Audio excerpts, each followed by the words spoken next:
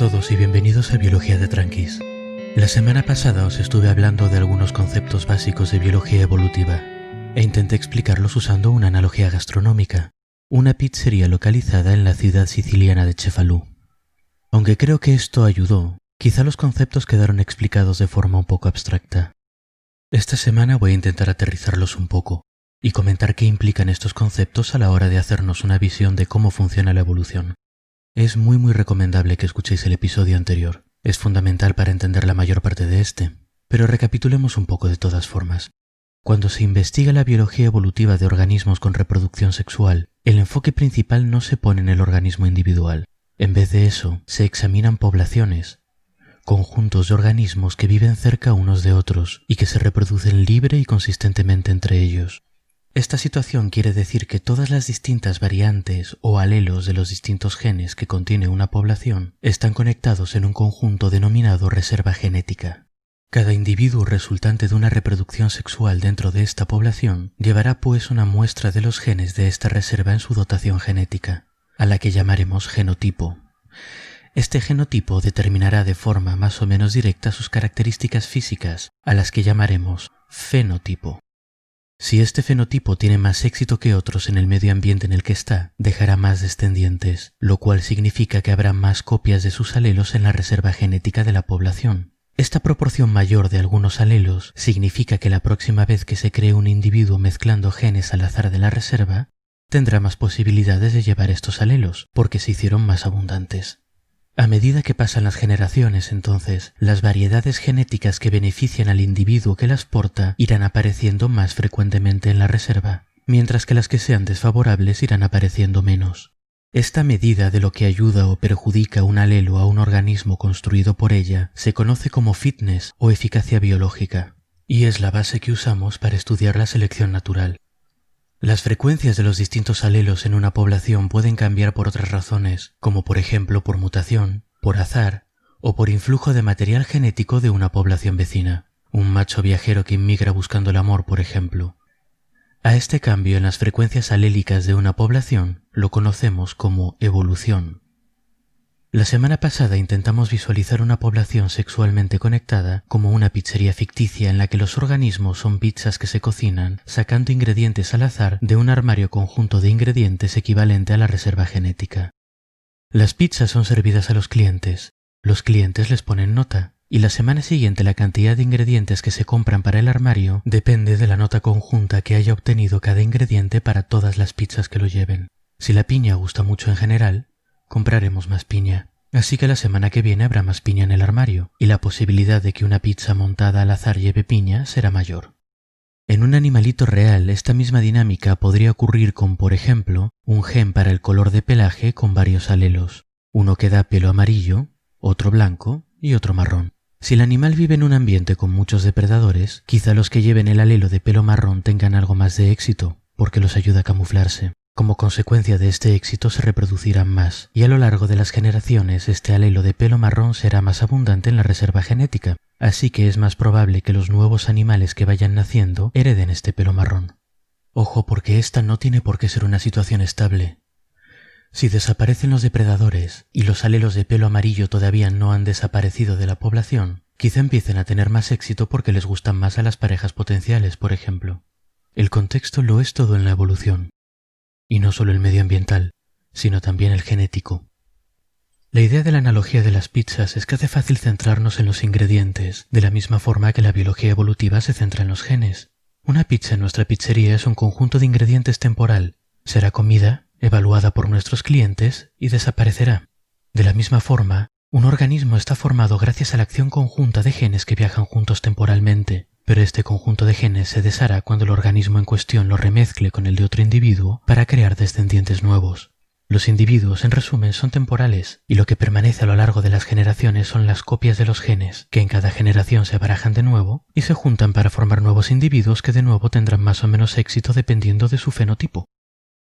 Y aquí llegamos a una primera complicación. En toda esta situación los genes y sus varios alelos son lo único que se mantiene constante, ¿verdad? Los individuos son temporales. Sin embargo, los que están afectados por la selección natural son los individuos, que son los que tienen que sobrevivir y reproducirse. Puedes tener el mejor alelo de la historia, pero si no se traduce en ventajas prácticas para el individuo aquí y ahora, será invisible en la selección natural. Puesto de otra forma, aunque lo que va cambiando en nuestra pizzería son las proporciones de los distintos ingredientes guardados en el armario, las que tienen que gustar cada noche son las pizzas en conjunto. Esto complica mucho el tema. Para empezar, significa que lo beneficioso que un alelo sea para un individuo no depende únicamente de un gen, sino de todos los otros genes que lo acompañan y de la interacción entre ellos. Por ejemplo, para un medio ambiente particular, no todos los alelos de todos los genes de un organismo son necesariamente favorables al mismo tiempo. Un animal puede heredar de sus padres un pelaje marrón que lo ayude a camuflarse, pero también patas cortas que le hagan difícil huir si es descubierto. En este último caso, si es descubierto, por muy bueno objetivamente que sea el alelo de camuflaje, será invisible para la selección natural, o viceversa. Si no es descubierto, la presencia del alelo de camuflaje puede hacer que el alelo de patas cortas, que normalmente estaría desfavorecido, se transmita mucho más de lo que debería. Siempre entre comillas debería. Nada debería pasar en evolución. Lo que pasa, pasa. La biología es un cuento sin moraleja. Luego además tenemos efectos combinados. Volvamos un momento a las pizzas. Por ejemplo, el alelo anchoa por sí mismo no tiene nada de malo, y el alelo piña pues tampoco, aunque yo no soy muy fan. Ahora bien, si juntamos a los dos en una pizza que tendrá por tanto un fenotipo piña-anchoa, no combinan bien, y esa pizza particular recibirá peor nota de la que recibiría con cualquiera de los dos ingredientes por separado. Este caso es muy curioso, porque quiere decir que lo bueno que sea el alelo anchoa en nuestra pizzería dependerá de la cantidad de alelos piña que haya y viceversa. Si hay demasiadas piñas en nuestro armario, habrá más posibilidades de que piña y anchoa acaben juntas, saquen mala nota y se reduzca la proporción de ambas en el armario para la siguiente semana. De la misma forma, quizá haya dos ingredientes que combinen especialmente bien, como por ejemplo tomate fresco y aceitunas, en cuyo caso la pizza recibirá mejor nota que cada uno de los dos ingredientes por separado. Eso quiere decir que cuantos más alelos tomate hay en nuestro armario, más eficacia biológica, mejor nota en las pizzas, concede el alelo aceituna, y viceversa. Este es un ejemplo de cómo el contexto genético puede afectar a lo efectivo que es un alelo. Ahora bien, este es un ejemplo simple, de una pizza con unos pocos genes. 5 de hecho. 1 para la masa, 1 para la salsa, 1 para el queso y 2 para los ingredientes. Pero en un organismo cualquiera tenemos muchísimos más genes, unos 25.000 en el caso del ser humano. Cada uno de estos genes tiene su función y sus alelos, y cada uno de estos alelos interactúa con todos los otros para formar nuestro organismo y mantenerlo funcional. La mejor analogía la leí en una publicación hace poco. Lo llamaba el Parlamento de Genes. Es muy vívida. Imaginaos un comité de 25.000 genes discutiendo, colaborando, planificando y repartiéndose las tareas. Esa es la forma en la que se crea un organismo. Las deliberaciones de este parlamento de genes van a dar lugar a todo tipo de características físicas, mentales, bioquímicas y celulares, lo que ya sabemos que se llama fenotipo. Pero me voy a repetir, se lo llama fenotipo. El contexto genético aquí es muy complejo, y entre todo lo que está ocurriendo, la contribución de un único gen normalmente no será muy grande, a no ser que estemos hablando de una mutación que inhabilita una proteína crítica o la hace milagrosamente mejor. Digo milagrosamente porque con mutaciones al azar es mucho más fácil cargarse un gen que mejorarlo. Al igual que dar patadas aleatoriamente a un monitor normalmente va a estropearlo más en vez de arreglarlo. Esto hay que combinarlo con el hecho de que en general, como vimos en los episodios de la herencia, el camino del genotipo al fenotipo no es tan sencillo como un único gen que controla un único rasgo.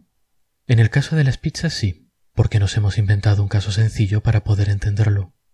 En el caso de lo que estábamos hablando de los colores de pelaje y la longitud de las patas es un poco lo mismo. Nosotros nos lo hemos planteado de forma abstracta, con un fenotipo marrón, o blanco, o amarillo, o de patas cortas o largas, y asumiendo que en algún punto del proceso de desarrollar este fenotipo hay algo heredable, algún genotipo que pueda dejar su huella en la reserva genética. Pero en realidad puede que cada uno de estos caracteres esté controlado por un puñado de genes, cada uno con varios alelos, cada uno de los cuales lo afecta de distinta forma. Por ejemplo, imaginemos que la longitud de las patas en unos animalitos está influida por 5 genes, cada uno con alelos que las hacen más largas, más cortas o las dejan como están. Los alelos de patas largas están dispersos por la población, y solo cuando se junten varios en un mismo animal tendremos un patilargo de verdad, porque en otras ocasiones estos alelos de patas largas estarán haciendo equipo con alelos de patas cortas, por ejemplo, y se compensarán mutuamente. Pero imaginemos que varios de patas largas se combinan en un animal. Puede que este animal tenga una ventaja, pero cuando se reproduzca, estos alelos de patas largas que estaban juntos se dispersarán de nuevo, así que su descendencia no será necesariamente patilarga. Pero si suponemos que las patas largas son ventajosas, cada vez que estos alelos se junten en el mismo individuo, darán eficacia biológica a su portador. Este portador patilargo se reproducirá más, lo cual a su vez hará que los alelos de patas largas sean más abundantes en la reserva genética, lo cual a su vez hará que la probabilidad de que se vuelvan a juntar en el mismo individuo y lo conviertan en individuo patilargo irá aumentando. Así que poco a poco irán naciendo más individuos patilargos, que a su vez tendrán más eficacia biológica, lo que a su vez hará más abundantes los alelos de patas largas en la reserva genética, lo que a su vez hará que tengan más posibilidades de volverse a juntar de nuevo, y así sucesivamente. Si repetimos este proceso durante las suficientes generaciones, puede que los alelos de patas largas acaben siendo lo suficientemente abundantes en la reserva genética como para juntarse casi siempre, así que la mayor parte de los individuos en nuestra población tendrán un fenotipo de patas largas. Y esto lo podemos complicar todavía más. Imaginaos que uno de estos genes que controla la longitud de las patas controla también la formación de la mandíbula, por ejemplo, y los animales con cierto alelo, además de patas un poco más largas, tienen una mandíbula un poco más delicada, que les impide alimentarse de hierbas muy duras. La eficacia biológica de este alelo no va a ser consistente, sino que dependerá de la cantidad de depredadores que haya y de la necesidad de alimentarse de plantas duras.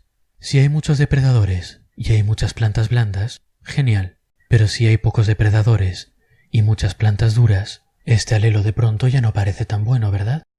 En fin, tampoco quiero calentaros mucho la cabeza, es solo que en general hay sueltas muchas ideas demasiado simplificadas de la evolución. Que si supervivencia del más fuerte o transmisión de los mejores genes, no existen los mejores genes en aislamiento, dejando aparte quizá ciertas enfermedades. Existen distintas configuraciones de alelos, distintas variedades genéticas, que dentro de cierto contexto genético, en combinación con otros muchos genes, tienden a conceder determinadas características fenotípicas, que en ciertos contextos medioambientales pueden conceder, estadísticamente siempre claro, algo más de eficacia biológica a los individuos que las tengan. Si los contextos genético y medioambiental se mantienen más o menos estables de forma consistente a lo largo de muchas generaciones, estas variedades genéticas se irán haciendo más abundantes. Suena menos emocionante, ¿verdad? Pero es como es, y eso que ni siquiera nos hemos metido en el papel del azar, que es muy grande. La evolución funciona estadísticamente, con la ley de grandes números. Muchos individuos reproduciéndose a través de muchas generaciones, pequeñas ventajas y desventajas acumulándose a lo largo de miles y millones de años. Pero en el mundo hay muchos individuos evolucionando durante muchos millones de años, así que esos cambios se van acumulando y notando, y son lo que causa el origen de las especies. Las especies aparecen cuando distintas poblaciones de lo que en principio era la misma especie quedan sexualmente aisladas las unas de las otras y evolucionan por tanto de forma separada. Podríamos imaginarnos una misma pizzería que abre dos sucursales, una en Cefalú, la original, y otra en Valparaíso, Chile. Quizá en cada una de las ciudades los clientes habituales tengan distintos gustos y prefieran unos ingredientes a otros. También sufrirán distintas mutaciones. Distintas innovaciones en el repertorio de ingredientes, quizá basadas en productos o en gustos locales. Y no debemos descartar la deriva genética, el componente de azar, que a veces favorecerá a unos ingredientes o a otros de forma distinta en cada una de las pizzerías. Mantengamos todos estos procesos durante el suficiente tiempo y las pizzas que se sirven en cada una de las dos sucursales serán completamente distintas. Y me temo que aquí llegamos al límite de la utilidad de la pizzería de Cefalú. Esencialmente porque para entender por qué se separan las reservas genéticas, tenemos que entender que una reserva genética está compuesta por los propios organismos de la población. En nuestra pizzería, las pizzas y su armarito de ingredientes son cosas separadas, pero en seres vivos no es así. La reserva genética es el conjunto de todos los genes de una población, los genes que se encuentran dentro de los propios animales. Imaginemos, por ejemplo, una población de grandes felinos hace 6 millones de años. Un grupo de ellos, por la razón que sea, se separa del grupo principal y quedan aislados geográficamente. Este grupo de gatos lleva dentro de ellos, por supuesto, sus genes, que desaparecerán de la reserva genética del grupo principal y formarán una nueva reserva propia, que estará sujeta a sus propios procesos independientes de mutación, selección natural y deriva genética. Esta evolución independiente significa que quizá con el tiempo estas dos reservas genéticas irán divergiendo, quizá ya sean bastante diferentes desde el principio. Si volvemos a los animales de antes de pelos blancos, amarillos y marrones, quizá el grupo que se fue no incluía animales con alelos de pelo amarillo, así que ese alelo no existirá en la nueva reserva genética recién formada. De una forma u otra, las diferencias entre reservas genéticas se irán acentuando mientras los dos grupos estén aislados sexualmente, mientras no haya flujo de genes entre las poblaciones. A veces puede haber un poco de intercambio, algún animal viajero que encuentre el amor en la otra población, pero a no ser que haya un intercambio de genes consistente, esto solo retrasará la divergencia más que evitarla. Llegará un punto en que las dos poblaciones hayan acumulado suficientes diferencias genéticas como para no poder reproducirse entre ellas aunque quieran. Donde teníamos una única especie, tenemos ahora dos. La separación entre especies, entonces, ocurre cuando dos poblaciones ya no pueden reproducirse sexualmente. Pero este proceso requiere que hubiese un aislamiento sexual prolongado en primer lugar. Normalmente esto ocurre debido a un aislamiento geográfico inicial, pero cualquier razón que lleve a una parte de la población a aislarse sexualmente tendrá el mismo efecto. Quizá entonces con esta explicación podemos entender cómo, por ejemplo, nuestra población de felinos ancestrales se fue dividiendo y estas poblaciones se fueron dispersando por el mundo, se fueron adaptando a distintos ambientes y fueron poco a poco divergiendo las unas de las otras. Al cabo de 6 millones de años, esta población felina ancestral se dividió en leones, tigres, leopardos de las nieves y jaguares, 5 especies que forman el género Panthera y de las que hablamos en el episodio 31. Por otro lado, aunque estos pequeños cambios que llevan a especies parecidas son fáciles de visualizar, quizá es más difícil imaginarse cómo estos pequeños cambios graduales pueden llevar a diferencias tan radicales como las que hay entre un gran felino, una mariposa, una medusa, una lombriz y un calamar. Sabemos que tenemos ancestros comunes con ellos, así que claramente tuvo que tener lugar algún tipo de evolución separada. Pero ¿es este proceso lento de cambios de frecuencias alélicas en la reserva genética suficiente para explicar estos cambios? Sobre esto hay dos escuelas de pensamiento principales que delineamos en el episodio 7 usando como representantes a Richard Dawkins y a Stephen Gould. La posición más radicalmente dawkiniana es que este proceso que hemos delineado, estos cambios pequeños y graduales acumulados a lo largo de muchos millones de años, son suficientes para explicar toda la diversidad biológica. En cambio, la posición más radicalmente gouldiana es que la selección natural, mutación y deriva genética solo explican lo que se llama microevolución, evolución a pequeña escala que convierte, por ejemplo, felinos en otros felinos distintos, o como mucho mamíferos en otros mamíferos distintos. En cambio, la macroevolución, el tipo de evolución que hace aparecer las grandes ramas en el árbol de la vida, que es responsable de la aparición de organismos con formas completamente diferentes, debe explicarse al menos en parte por otros procesos. Este es un tema interesante, y no nos da tiempo para tratarlo más en profundidad hoy, pero quizá más adelante haga un episodio sobre los conceptos de micro y macroevolución así un poco más detallado. Mientras tanto, por ahora, lo que nos resulta útil son los conceptos que hemos visto estos dos episodios: poblaciones, reservas genéticas, mutación, selección natural, alelos, eficacia biológica, todo este tipo de cosas. La semana que viene aplicaremos algunos de estos conceptos a un problema práctico y aprovecharemos para hablar de animalitos. Intentaremos explicar mediante esta visión de la evolución que hemos estado usando por qué las hormigas tienen reina en vez de reproducirse cada una por su cuenta. Hasta entonces y espero que hayáis disfrutado el episodio.